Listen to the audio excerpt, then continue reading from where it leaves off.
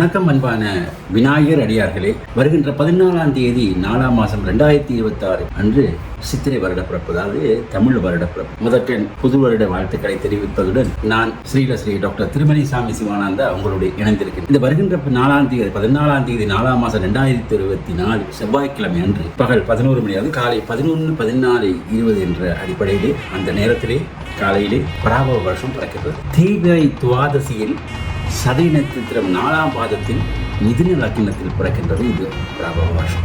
புது வருட பிறப்பிலே எல்லோருக்கும் நல்லது கெட்டதாகிய கந்தாய பலன் என்று சொல்லக்கூடிய இந்த வரவு செலவு இப்படி எப்போதுமே நம்ம சொல்லுவோம். நமது ஆனந்தா வாக்கிய பஞ்சாங்க கணிதப்படி பலன்களை உங்களுக்கு தெரிவித்துக் கொள்கின்றேன்.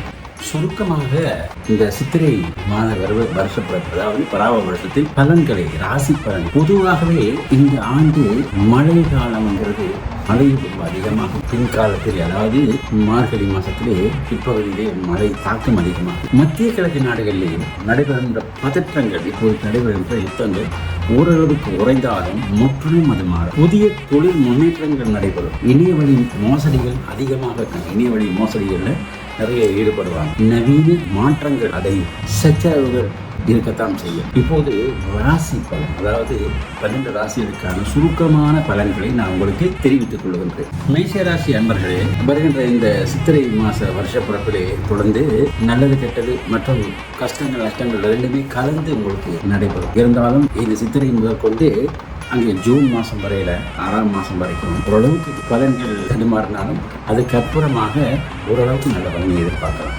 எதிர்பாராத செலவுகள் நிறைய வரும். ஸோ ஆகவே உடல்நல பிரச்சனைகளும் உண்டு. நிதி நிலைமை நீண்ட நாள் ஆசைகள் பற்றியா இருப்பினும் மிக முடியாத காரியங்கள், அதாவது 6ஆம் மாதத்துக்கு மேலே ஜூன் மாதத்துக்கு சில முடியாத காரியங்கள்,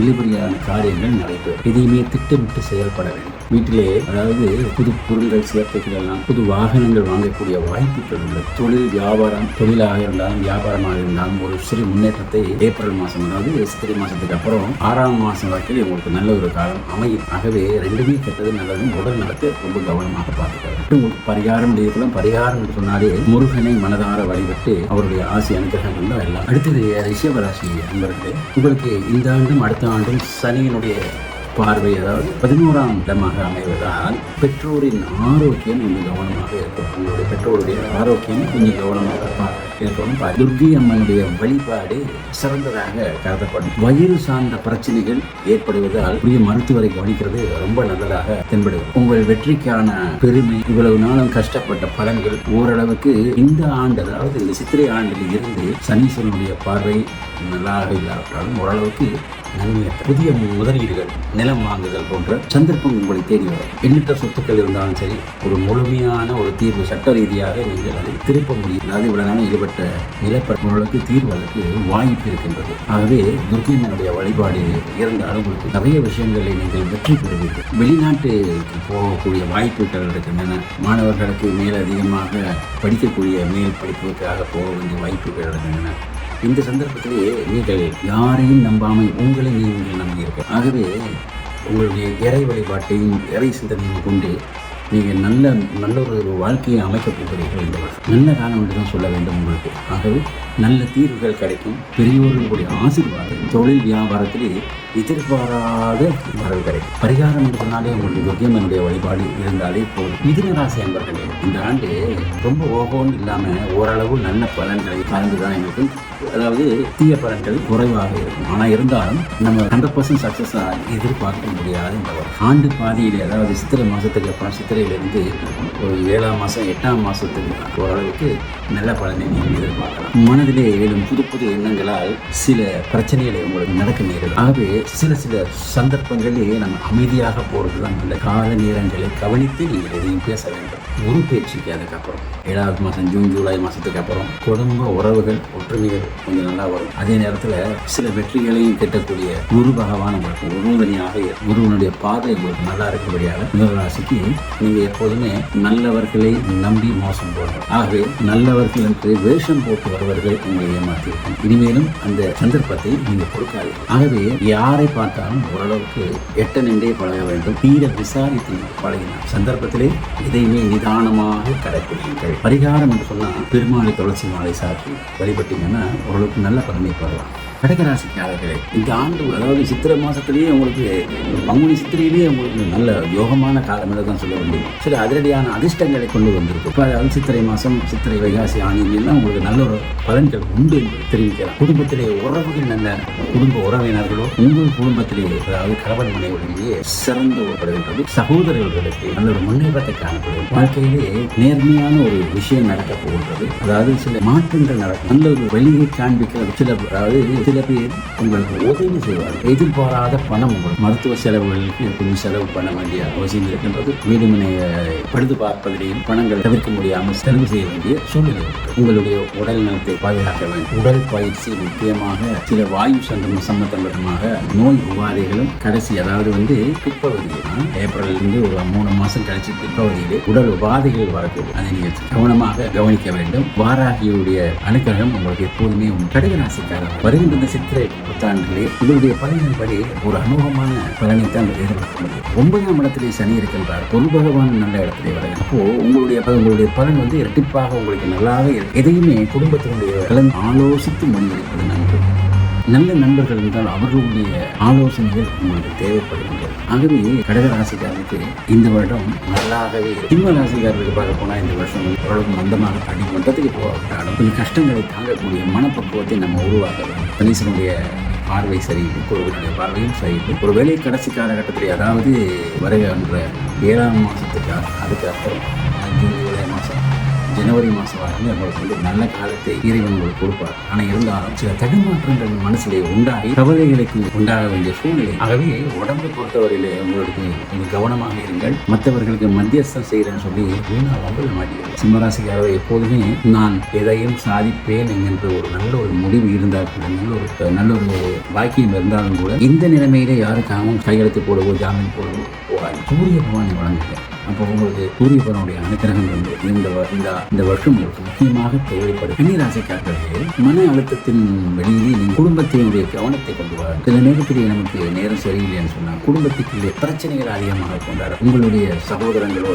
தாய் தாப்பங்களோ சில நேரத்திலே உபாதைக்கு ஆளாகப்படுது. ஆகவே உங்களுடைய டென்ஷன் நீங்களாயே குறைத்து உங்களுடைய மன அழுத்தத்திலிருந்து வெளியாக நேரம் சரியில்லைன்னா நாங்கள் தான் நம்மளை பாதுகாக்கணும். ஆகவே இந்த சந்தர்ப்பத்திலே அமைதியாகவும் நிதானமாகவும் எதை எடுத்தாலும் செய்ய வேண்டும். பேச்சுக்களை குறைச்சிங்க. அதாவது எதை பேசினாலும் கவனமாக பேச, எதை எடுத்தாலும் பிரச்சனைகள் என்று வரும். இந்த ஆண்டு உங்களுக்கு அவ்வளவு சரியில்லை என்றும் சொல்ல வேண்டும். சுருக்கமாக மகாவிஷ்ணுடைய வழிபாடு எப்போதும் தேவை. 3ஆம் இடத்துக்கு குரு பகவான் உங்களுக்கு படிப்பிலையும் சரி வேலை மாற்றத்திலையும் சரி தரக்கூடும். ஆகவே அது ஒரு நல்ல பலன் என்றுதான் சொல்ல வேண்டும். துளாராசிக்கு இந்த வருடம் உங்களுக்கு ஒரு நல்ல ஆண்டு காத்திருக்கின்றது. பல துன்பங்களை நீண்ட காலமாக அனுபவித்து வந்த துன்பங்கள் விடுபடக்கூடிய சந்தர்ப்பம் இந்த இதிலே இருக்கிறது. பதட்டங்களை தணிக்கக்கூடிய இந்த காலகட்டத்திலே உங்களுக்கு வெளிநாட்டிலே அதாவது மைக்ரேட் சொல்லக்கூடிய வெளிநாட்டிலே போய் செட்டில் ஆகக்கூடிய பலன்கள் இப்போது இருக்கின்றன. ஆகவே உங்களுடைய திட்டத்தை சரியான திட்டமாக வகுத்துக் கொள்ளுங்கள். வெளி தேசங்களுக்கும் போய் நீங்க வீடு மாறி நீங்க இதை செய்யக்கூடிய ஒரு சொல்ற நல்ல ஒரு காலம் என்றுதான் இது இப்போ சொல்ல வேண்டியிருக்கு. குடும்ப வாழ்க்கை சமநிலையாகத்தான் இருக்கு. இருந்தாலும் அதிர்ஷ்டம் உங்களை தேடி வருகின்றது. பணம் தான் எல்லாத்துக்கும் காரணமாக என்று சொல்லி நம்ம நினைக்கிறது ரொம்ப தப்பாக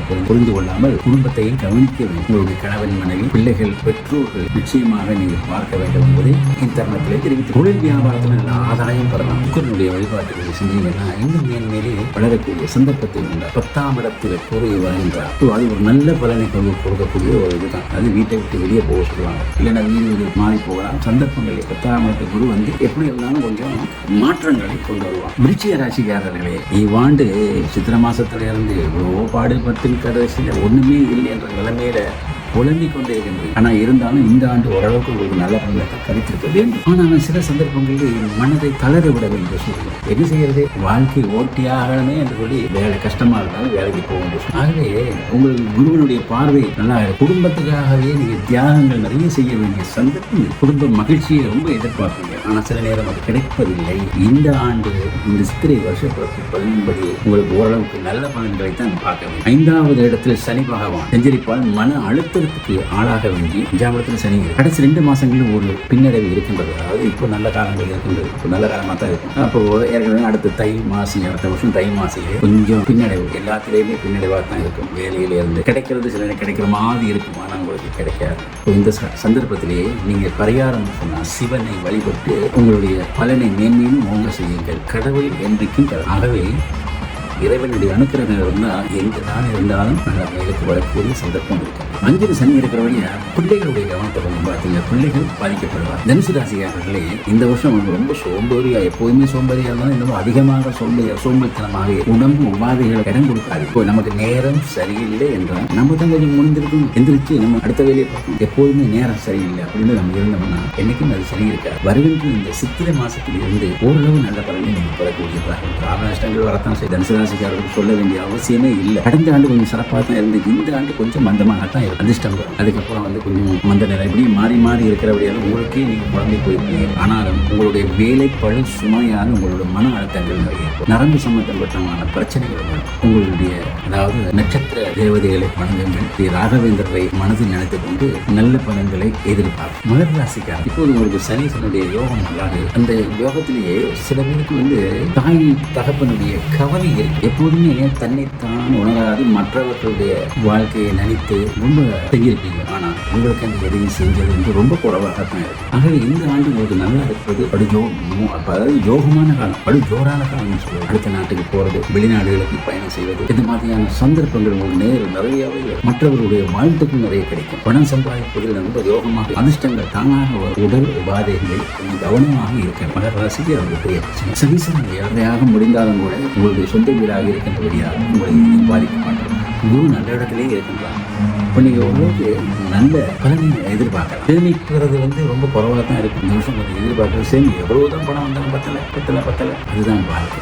குரு 7ஆம் இடத்துல இருக்க வழியாக உங்களோட வாழ்க்கையை ஒரு 7ஆம் இட பார்வை கிடைப்பதனால ஆரோக்கியத்தில் ஓரளவுக்கு கஷ்டமாக இருந்தாலும் உங்களுக்கு இதயம் சம்பந்தமான பிரச்சனைகள் வரக்கூடும். ஆகவே நல்ல நிபுணரை, அதாவது மருத்துவ நிபுணரை பார்த்து ஓரளவுக்கு நல்ல பலனை பெறலாம். சிவனுடைய வழிபாடு எப்போதும் தேவை. கும்பராசிக்கு இந்த வருஷம் இந்த அஷ்டமத்தில் சனி இருந்தாலும் கூட சில ஆபத்துக்களை நீங்க எதிர்பார்க்கணும். சித்திரை மாசத்துக்கு அப்புறம் சில ஆபத்துக்களை நீங்க எதிர்நோக்க வேண்டி இருக்கும். ஆகவே எதுவும் கவனமாக இருக்கணும். அப்புறத்துக்கு பணம் கொடுக்கறதுலையோ, வாகனம் ஓட்டுவதிலையோ, வாகனம் செலுத்தும் போது நீங்க ரொம்ப நிதானமாக இருக்க வேண்டும். உடம்பு உபாதைகளில் கவனமாக இருக்க வேண்டும். எவ்வளவுதான் நீங்க பேசினாலும், எவ்வளவு நீங்க நல்லது செஞ்சாலும், நான் நேர்மையாக இருப்பேன் என்று சொன்னாலும் இந்த பயனும் இல்லாமல் போவதற்கு நிறைய வாய்ப்பு இருக்கு. ஆகவே இதுவரையில் நீங்க எவ்வளவுதான் கஷ்டப்பட்டு மற்றவன் திருத்தலாம் நினைச்சாலும் திருத்த முடியாது. ஆகவே கும்பராசிக்காரர்களை அமைதியான முறையிலே நீங்கள் இறை வழிபாட்டோடு இந்த வருஷத்தில் இருந்தீர்கள், உங்களுடைய வாழ்க்கை ஓரளவுக்கு நல்லாக இருக்கும்.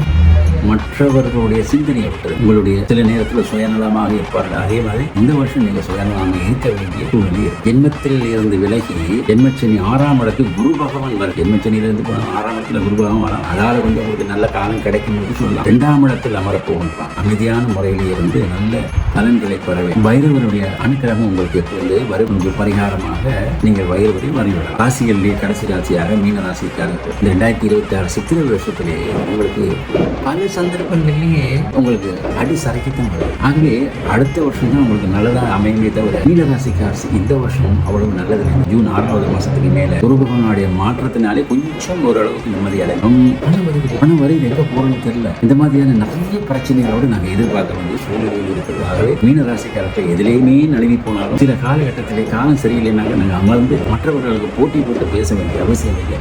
உங்களுடைய காரியத்தை நீங்கள் கண்ணாக இருக்க தட்சிணாமூர்த்தியினுடைய வழிபாடு தேவை. ஆகவே துருக்கமான பலன்களை அறியத்திருந்து மேலும் மேலும் நாங்கள் சந்திப்போமாக விடைபெறுகிறோம். நன்றி.